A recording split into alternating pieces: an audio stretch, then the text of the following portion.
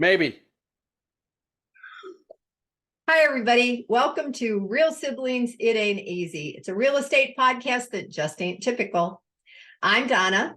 He's Eric, and we are the Real Siblings. We're both professional realtors with Keller Williams. And for your reference, he's Gen X. I'm a boomer. I put on my yellow earrings. He didn't, even though Eric, you got the shirt.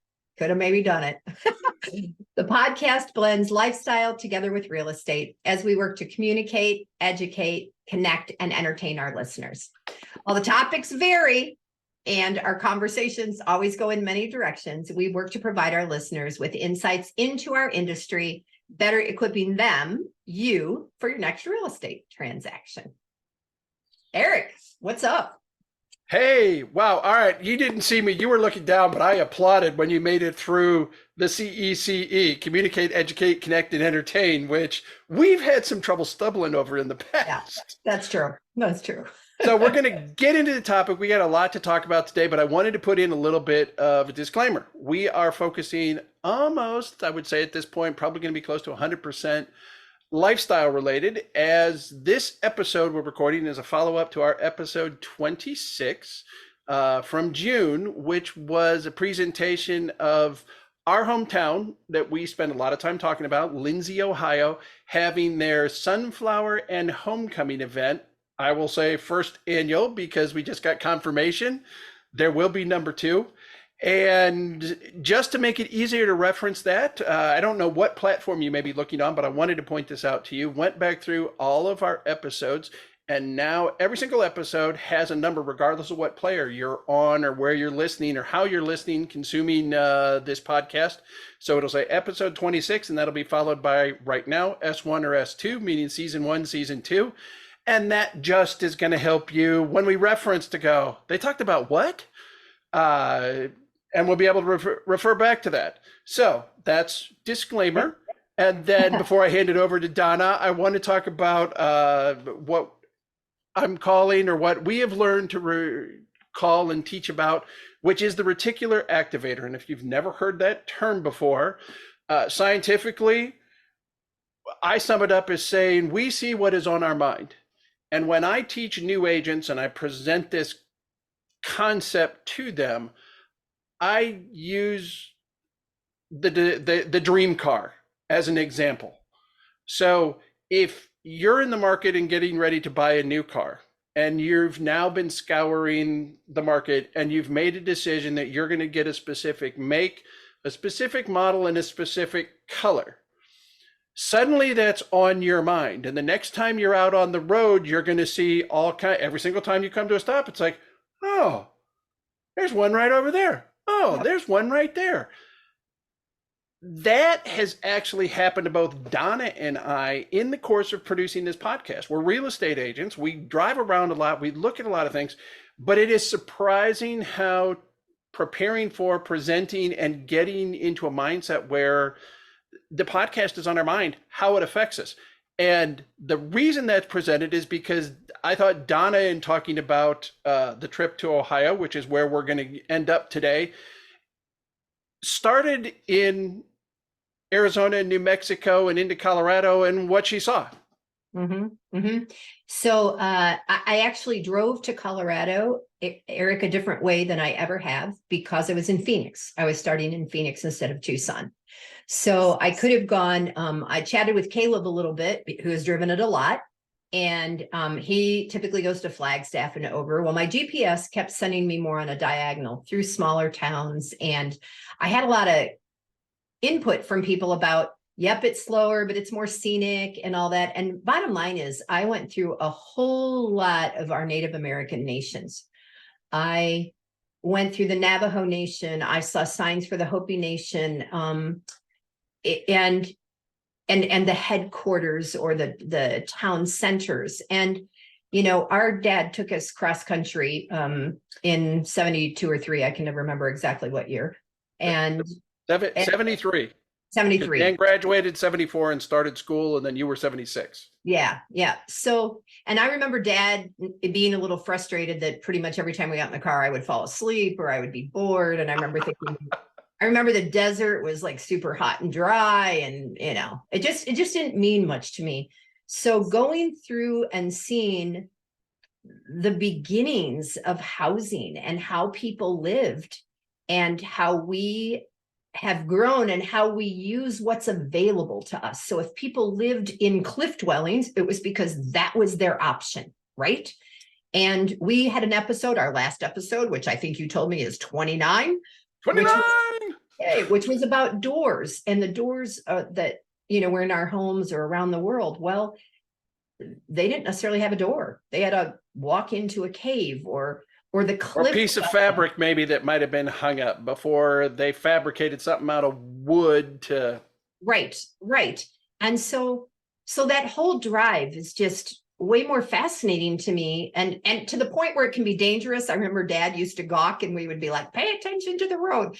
And now I can be that person. I can be like, oh, don't be so busy looking to the side that you're not paying attention. I think I even used Dad's answer when I hear that when someone's in the passenger seat next to me, and it's like, look, I do hundreds of miles every week, coming and going and returning home safely. So I know. I got this. I got this. All right. Yeah. So you went through there. You kind of, and then ended up in Denver. And Denver was a quick trip, right? Quick stop. Denver. Yep. Spent the night with Caleb. Picked up Adam. Adam and I started across country to Ohio, and he had worked, so we left in the evening and drove and got to our brother Dan's house at like 2 a.m. Which, you know what, less traffic, you're not heading into the sunrise. It was all good. Adam and I can always talk for hours. Didn't see a lot because it was Because it was dark. It was dark, yeah. A couple of truck stops, and things. And Dan and Eleanor weren't even home. So they were in New York at Dan's convention. So we stayed at their home, and Dan, Adam, I can never remember which kid or brother I'm with. Adam had never been there, so that was fun. And then came across, and for the first time ever, spent the night in Indianapolis. I had never spent the night. It's so close, right? It's so close to where we grew up that I didn't go there overnight. Right, because we always drove through Indiana. We never stayed in Indiana. Yeah. And again, here we are. We're at this hotel that's recommended to me. It's a pretty pricey hotel. It's called Ironworks. But again, the person now that looks at the way everything is built, every single thing, right? Oh, look how they did what this made, because it was an iron city. Was it done purposefully to look new, but it's old, or is it old to look new? Just. Yeah, our perspective and the way we look at things has absolutely changed. There's things that I notice that have been there for the 31 years I've lived in San Antonio now that I've recently seen again and looked at it from a different viewpoint perspective. And why is it that way? How long has it been there? It's pretty interesting how putting this together has started to influence what we see and how we do, even though we present this going, hey, we're talking about where we came from influenced what we do, and now that's influencing our conversation. So I don't know, is that coming 360? Is that the way you would refer to that? It's all. And also, I think, we've joked in the past about when Dan moved out of the room that you guys all shared together when we were in our Main Street house, and he moved into the dormer, right? And now I'm in a hotel where the shower is as big as Dan's bedroom was. Like, because some of them call them car wash showers, where you can walk through one side and out the other side. And so it's fascinating. And then we woke up and we got to Ohio at a reasonable time, and we stayed. You got to where? O-H. I-O. Yeah. Thank God. Because that's the only way we can spell it. Otherwise, we've been gone so long. The only way we can remember to spell it is if we were sitting in the stadium. Yeah, there you go. Good point, brother. And we stayed with Ernst and Carolyn at their home. And again, it's a hacienda style home in Fremont, Ohio. Not common, and compared to what is normal back there. So that was fun, and then started the adventure in Lindsay. Okay, so since you went to hacienda yet again, sorry. I'm just going to tell you that no. We will definitely be discussing future episode not the next two, but maybe episode 33, where we're going to try to clarify what's a hacienda, what's Santa Fe, what's adobe, or what, and here Spanish colonial, and get that all sorted, because we're using those words kind of interchangeably. And if you don't and haven't seen it, then you're kind of going, what is that? And what makes you say this one's a hacienda, but that one may be Santa Fe? Or is it the same thing? I'll get some pictures from my friend Jose, because he is building a hacienda style home in Mexico. And he just showed me pictures the other day, and he's got arched ceilings. It's really cool. Wow. So, wow. Yeah. All anyway. right. So you made it back to Lindsay? Ohio. You made it back to Fremont and then out to Lindsay, right? Because Yes. Ernst and Carolyn don't live in, they live in. Yeah, that's actually true. And what's the way that we came off the turnpike through Elmore and stopped at the antique store there that's owned by a friend, from elementary school. Came through town. I stopped and dropped off some of the prints that I had made with like Kate and Daryl Nip and people, so that I had fewer to distribute at the event, because I had painted a painting, folks, of our hometown, and was selling some of the prints to people. So, yep. Then we came back to Lindsay, and you saw what's behind you. Yeah, we saw what's behind me. Welcome, the sunflower. And what's really cool is I'm going to lean to the side. That was the train track back when we were kids. So that's when we were growing up, that was the trains. That's the bike trail now that has some name that I should remember, which I don't, that goes all across Northwest, a good portion of Northwest Ohio. Yeah. So if you want to do a day-long bike adventure, does it go all the way up to Toledo? It goes to, I think, to not Maumee, the lake. Oh my God, Oregon, maybe. I don't know, and we have to look it up. So because clearly I've only ever done. Well, that all came to be after we all left, so it's understandable that we may not know all of those details. Thank you, Eric, for giving that to me. For me not knowing. So we didn't go out till about noon. It started at about, I think there was the 5K at 9 in the morning. And I had just decided that there was no way I could be somewhere from 9 in the morning till 9 at night. Even with the espresso cart? Even with it was just going to be too much. So we, yeah, I know. So we got there about noon, or 1, and immediately went over to the old school where my friend Bonnie was giving tours of the school. Okay. And we've talked in past episode about the elementary school, whether we called that Lindsay or Washington or Washington Elementary. That is not what she's talking about. While the Fremont City School District made the determination to tear that building down, demolish it, because it was getting to a point where it was not cost effective to continue to try to maintain something that boiler heaters based on the population. She's talking about what was the predecessor to that school, which was a big 2-story brick school that, from the big house that we talk about on Lynn Street, was a couple of blocks away. Right. And Bonnie's got the downstairs pretty well done. And then the upstairs, it's funny, like going into a lot of places where you can, there's a cord going across. You can look, but you don't enter the upstairs room yet. It's not ready. I have to ask the question. Did she do anything? Did they try to repair the wall down below that had been turned into like a drive-in roll-up door on the first floor? They have big doors there. Yeah, it's not a roll-up anymore. I think they have school doors, maybe. Oh, okay. So they did do something in there. I remember, and that was one of those that I'll say even years ago, when the previous owner made a decision to put that in and be able to drive a vehicle right into that lower level, I was not appreciative of that. No, I know. I'm going, what a terrible thing to do to that old building. But if they've been somehow able to modify it to bring it back a little bit to where it was at, that's cool. That's cool. Maybe sometime we should get Bonnie on here to talk about what she's done and what's been easy and what's been hard in the redo of that. And renovations and restoration and where those lines intersect. Yeah. So we did that. And, I think, Eric, you found out that kind of at a last minute, our brother Ken and his wife wound up coming up. Yeah, we didn't know until we saw pictures going, did Ken go to, it's like, I It know was, that he was going to, and then sure enough, I looked at the pictures going, yep, Ken went to the yeah. phone. And our cousin Amy came, and her daughter came from Eastern Ohio, and my cousin Doug came and his new wife. So it was super great from that perspective for me, not to mention seeing, for me, it's all about the people, right? The food matters, the games matter, the camaraderie matters.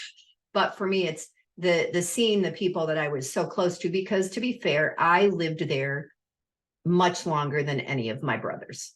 And so one of my favorite pictures is 5 or 6, Adam and 4 or 5 other kids with their 4th grade teacher, with Mrs. Randolph, who's about a foot shorter than all of them, maybe a foot and a half. Which Mrs. Randolph? Was that Peggy? Peggy, Phil's wife, Peggy. Yeah, yeah.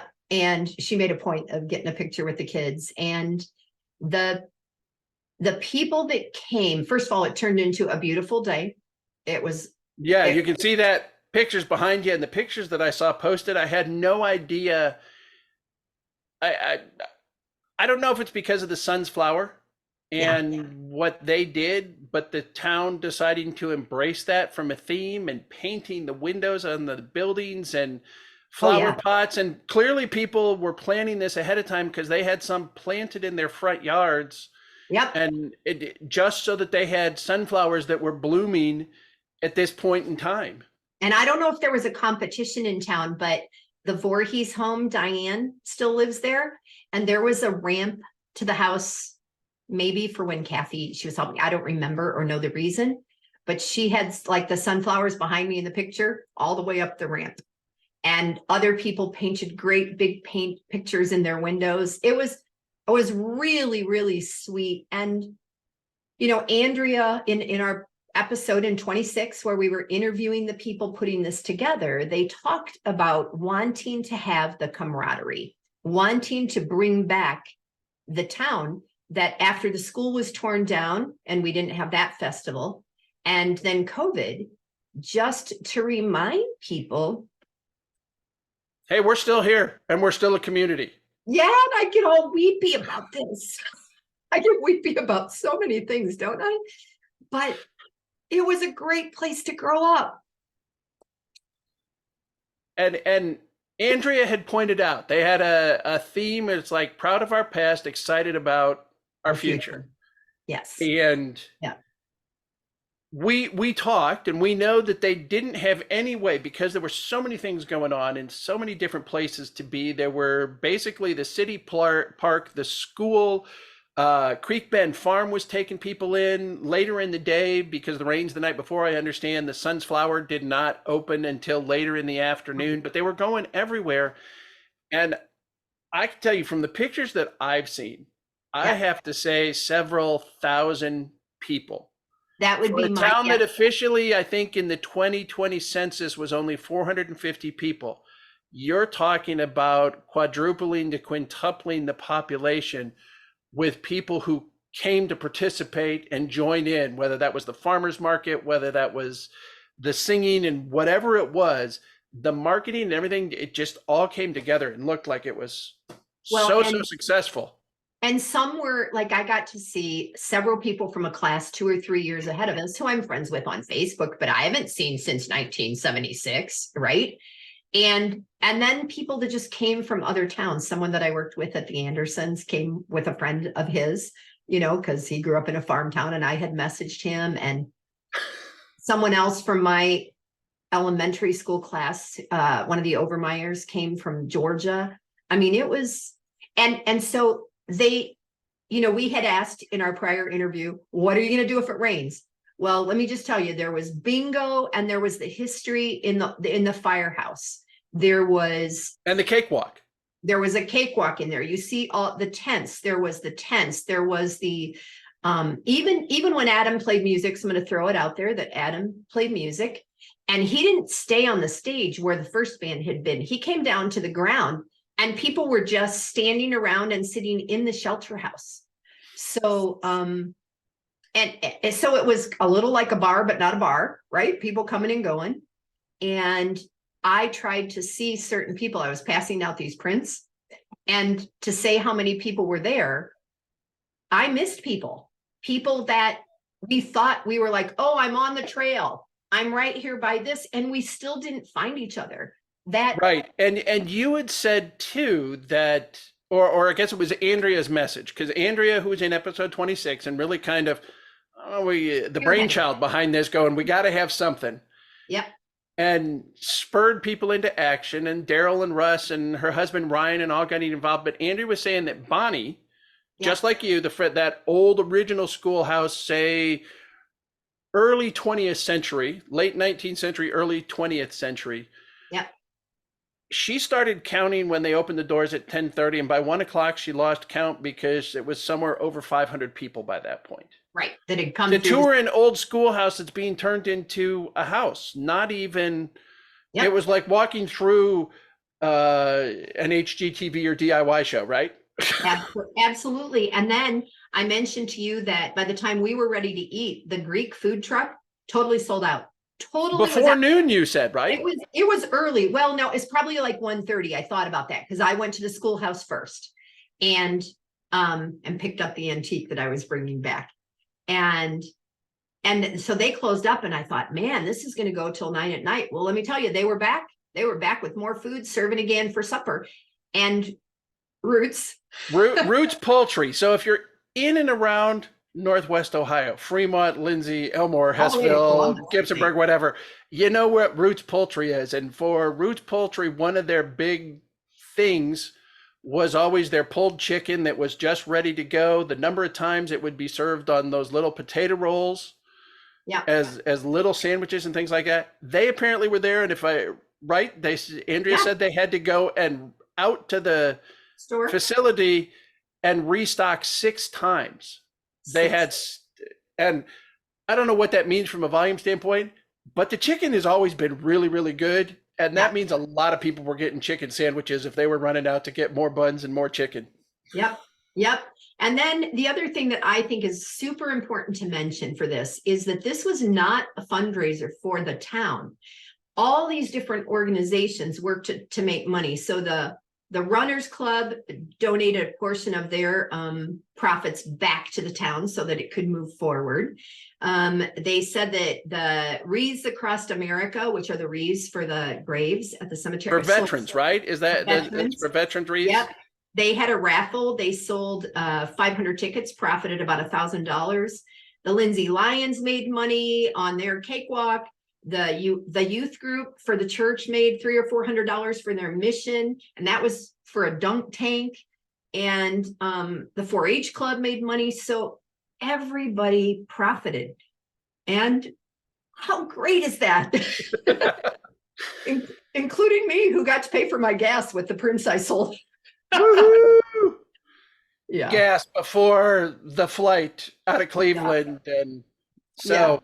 Yeah. Well, I'll tell you, and it was exciting that we did find out just before this that they've locked in a date, right? Yeah. So, I don't know whether we should advertise that or they should advertise that. Okay. More information coming soon. Yeah. And based on the success and what I saw, and I already made the commitment to Andrea, Ryan, Daryl, and Russ that if that happens again, we'll be there. And of course, now I'm saying that our family reunion. Reschedule our family reunion, which has gotten to the point of trying to coordinate around all the kids' activities now that we've got kids that are high school teams and junior high and middle and everything else. We need to be there next summer. Yeah. And of course, there's very, very few places to stay in Lindsay. So we're staying someplace else. Yeah, that's why Ken and Elizabeth drove up from, I think, Columbus. They stayed at Amy's. They stayed at Amy's. Yeah. So, and I can't stay at Hillenbrand's forever. And we all can't stay at Hillenbrand's, clearly. So yeah, there would be some coordinating. Maybe we go back and stay at Sauter's like we did, a number. Yeah, that's a decent drive. Should we stay at Sauter's or someplace in Fremont? We Oh, normally stay someplace else, but it was way too expensive oh, because you said how expensive it was. they're That's so funny. close That's to the funny. they're so close to the lake, and that's their season, But Okay, well, we're going to start bringing this one to an end. And just so you know what's coming wait, up. wait. Uh, You're going to talk about going to the house we grew up in, or is that what you're doing now? That oh, I'm no, go ahead. Finish that. Do that. Yeah. So I wanted you all to know we talked so much about the brick Victorian on Lynn Street that we grew up in. And there is someone living there, appears to be grandparents raising grandkids. And I stopped purposefully with one of my prints to show them the house. And they took a picture of Adam and I on the porch swing, which I think is the porch swing that was there when mom and dad lived there. To be I don't fair, know. Look too small to me. well, I was afraid it was going to break with both of us on it, just so you know. But they were very kind. The house still needs boatloads of work. I think they're working on it. It's a little hard to go and see, but it's a little better than it was before. And they seemed, especially the teenage grandkids who were like 14 and 15, seemed grateful to talk to us. And I think, Eric, I think a couple of them are sleeping in the attic. Wow. Okay. Yeah, And there you that go. means not insulated, or we need our own space, or however that's working. So, Yeah. all right. Well, the other thing that I was going to lead into before Donna pulled that one up was next episode, looking ahead, from Ohio, Donna jumped on a plane and headed overseas. So that reticular activator was working in Germany at Luxembourg. Yeah. So we're going to talk about that on our next episode, and that's it. So, anything else? Any final thoughts? I think we talked through most of it, and I'm excited always to talk about what I saw in Europe and what I think we Yeah, could I know. And apparently people are excited to listen. It's one of our best episodes. And I think maybe that one you need to not sleep again. So you sound as slightly, I don't Oh. know, deeper as you were last time, going, oh my gosh. Oh No, my gosh. Oh my gosh. Well, thank you all for listening, investing your time, and taking it out of your day, out of your week, however you choose to listen to this. I said at the beginning this was going to be a lot of lifestyle. We reminisce, and clearly from the tone of our voice and the looks on our faces, for those of you watching video, know how much this little small town means to us. It wasn't the house, it was the lifestyle, and it is the blend of the two that impacted our careers so much in real estate. Today, as we wrap this one up, remember, we're both professional real estate agents. We both work with Keller Williams, Donna with Keller Williams Southern Arizona, myself with Keller Williams Heritage here in San Antonio, Texas. And we would be happy to help you find a perfect property to call home, create lasting memories, and build your wonderful life. If you're listening around the globe or somewhere around the country, we can connect you with another professional agent who can assist you. Let us help you in that search, and not just go in blindly going, the first person who picks up the phone is who I'm going to do business with. So with that said, just remember, it may be simple. It ain't always easy. And until next time, I'm Eric. and I'm Donna. And we are Real siblings. Are we getting better at that? That time was pretty good. Thanks, y'all.